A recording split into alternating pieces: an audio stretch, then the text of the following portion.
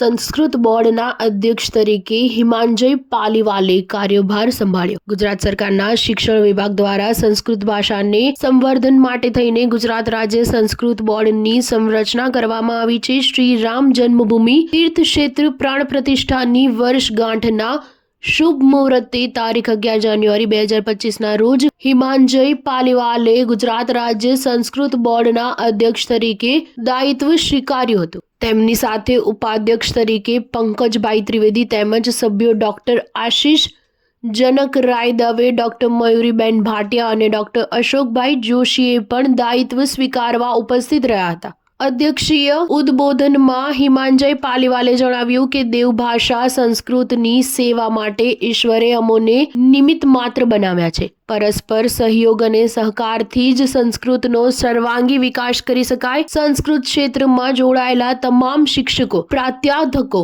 સંરક્ષણ અને ભારતીય જ્ઞાન પરંપરાના મૂળ સંવાહક સંસ્કૃત પાઠશાળાઓનું સંવર્ધન વિષયો પર વિશેષ ધ્યાન આપવાનું ધ્યેય રહેશે। સમગ્ર કાર્યક્રમ ગુજરાત રાજ્ય સંસ્કૃત બોર્ડ ગાંધીનગર ખાતે યોજાયો હતો।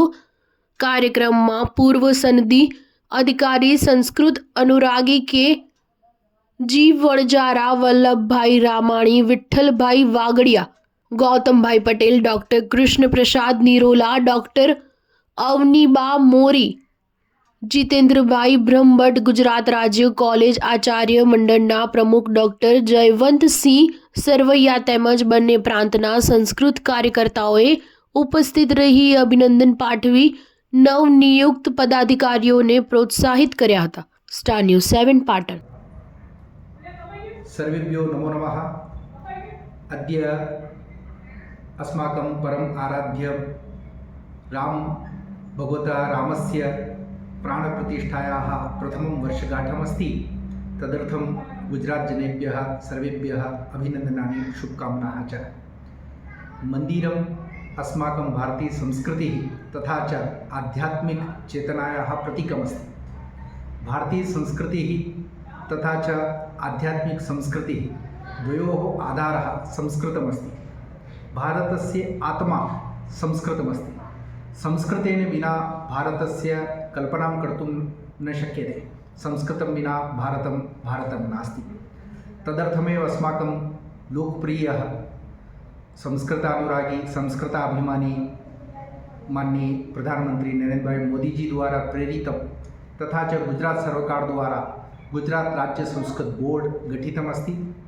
गुजरात राज्य संस्कृत बोर्ड इत्यस्य मुख्य कार्यत्रयम् इति अहं चिन्तयामि।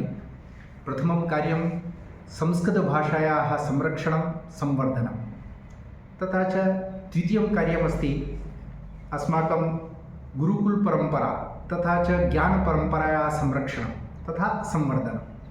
तृतीयं मुख्यं कार्यमस्ति संस्कृतशिक्षकाः सन्ति, संस्कृत अध्यापकाः सन्ति, संस्कृत विद्वांसाः सन्ति, तेषां सर्वेषां संरक्षणं संवर्धनम्। एतत् कार्यत्रयं गुजरात राज्य संस्कृत बोर्ड इत्यस्य मुख्यं कार्यमस्ति। तत् स्वीकृत्य वयं गुजरात राज्ये संस्कृत बोर्ड द्वारा माननीय मुख्यमन्त्रिणः मार्गदर्शने वयं कार्यं करिष्यामः। अद्य गुजरात राज्य संस्कृत बोर्ड इत्यस्य अध्यक्षस्य उत्तरदायित्वम् अहं भगवतः श्रीरामस्य कृपया स्वीकृतवान् अस्मि। वयं सर्वे मिलित्वा संस्कृतार्थं गुजराते पुनः संस्कृतमयं कुर्मः। द्वितीय एकः महत्वपूर्णः निर्णयः अत्र कृतः अस्ति। अद्य प्रथमदिने संस्कृतदिवसः तस्य सञ्चिकायाः उपरि हस्ताक्षरं कृतवान् अस्मि। तस्य आशयः गुजरात सर्वकार द्वारा पूर्वारभ्य घोषितमस्ति। श्रावणपूर्णिमादिने इत्युक्ते संस्कृतदिनम् इत्युक्ते वयं विश्वसंस्कृतदिनमपि वदामः। विश्वे सर्वत्र विश्वसंस्कृतदिवसस्य आचरणं भवति। वयमपि गुजराते गुजरात सर्वकार द्वारा संस्कृत बोर्ड माध्यमेन सर्वेषां संस्कृत अनुकूलसंस्थानां संस्कृतसंस्थानां च सहयोगेन वयम् अस्मिन् वर्षे गुजरात संस्कृत बोर्ड द्वारा संस्कृत दिवसस्य तथा च संस्कृत सप्ताहस्य आचरणं करिष्यामः। तदर्थं सर्वे सहभागिनः भवन्तु। सर्वेषां संस्कृतकार्ये स्वागतमस्ति। धन्यवादः। गुजरात राज्य सरकार द्वारा स्थापित ગુજરાત સંસ્કૃત બોર્ડના ઉપાધ્યક્ષ તરીકે મારી નિમણૂક કરી એ બદલ હું સરકારશ્રીને અભિનંદન પાઠવું છું. અમારા તમામ કાર્યકર્તાઓ, સંગઠનના મિત્રોનો પણ આભાર માનું છું. અમારું પહેલું કામ સંસ્કૃત ભાષાના સંવર્ધન અને વિકાસનું રહેશે. સંસ્કૃત માટે સરકાર પણ પોઝિટિવ છે, તો સરકાર સાથે સમન્વય સાધી અને સમગ્ર ગુજરાતની અંદર સંસ્કૃતના ક્ષેત્રમાં ઉત્તમમાં ઉત્તમ કામ થાય એવા અમારા પ્રયાસો રહેવાના છે. અમારા માનનીય અધ્યક્ષ હિમાંજય પાલીવાલ ત્રિસૂત્ર આપ્યું છે અને એ ત્રિસૂત્ર અનુસાર અમે બધા સાથે મળી અને કટિબદ્ધ છીએ કે આ કામ વિગતવાર રીતે પૂર્ણ કરશે.